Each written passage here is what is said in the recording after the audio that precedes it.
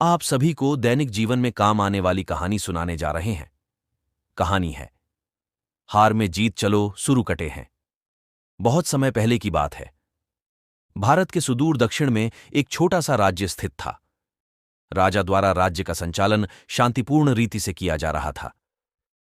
एक दिन अचानक उसे खबर मिली कि एक बड्ढे राज्य की सेना की एक बड्ढी टुकड़ी उसके राज्य पर आक्रमण के लिए आगे बढ़ रही है। वह घबरा गया क्योंकि उसके पास उतना सैन्य बल नहीं था जो उतनी बड्ढी सेना का सामना कर सके। उसने मंत्रणा हेतु सेनापति को बुलाया। सेनापति ने पहले ही हाथ खड्डे कर दिए। वह बोला, महाराज, इस युद्ध में हमारी हार निश्चित है।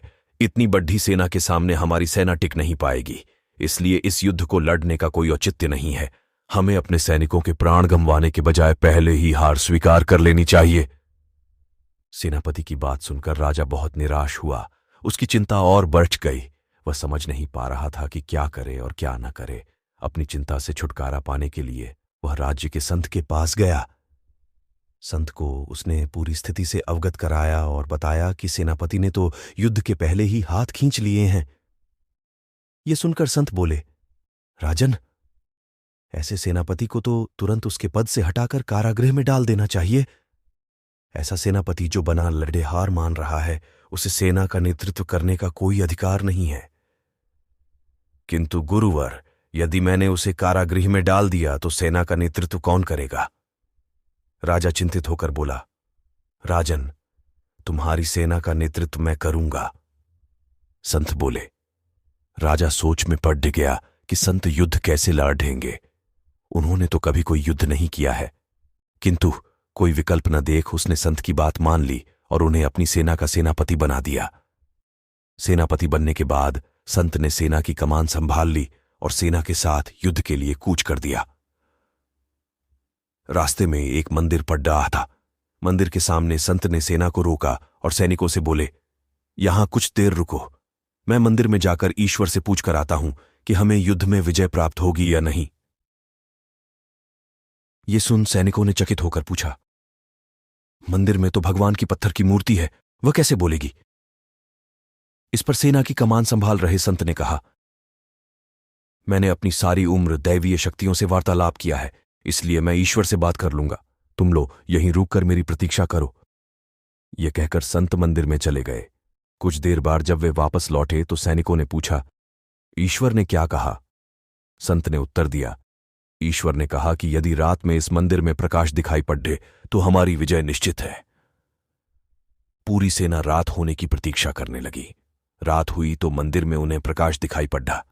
ये देख सेना खुशी से झूम उठी। उन्हें विश्वास हो गया कि अब वे युद्ध जीत लेंगे।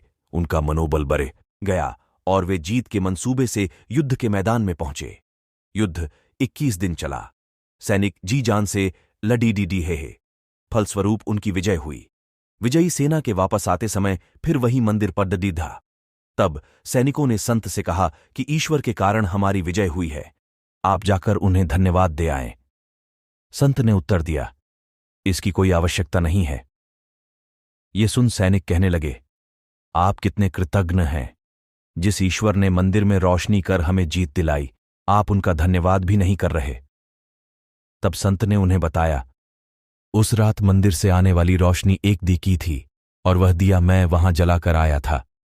दिन में तो वो रोशनी दिखाई नहीं पड़ी, किंतु रात होते ही दिखाई देने लगी। दिए की रोशनी देखकर तुम सबने मेरी बात पर विश्वास कर लिया कि युद्ध में विजय हमारी होगी। इस तरह तुम सबका मनोबल बढ़ गया और तुम जीत के विश्वास के साथ युद्ध के मैदान में गए और असंभव लगने वाली विजय तुमने प्राप्त की। सीख 1। खुद पर विश्वास रखें और परिश्रम करते रहें, विश्वास की विजय होगी। 2। हमारी सोच ही आगे चलकर वास्तविकता का रूप लेती है, इसीलिए अपनी सोच पर ध्यान दें। सदा सकारात्मक सोचें ताकि सकारात्मक परिणाम मिले। आपको इस कहानी से सीख मिली तो YouTube चैनल को सब्सक्राइब करें।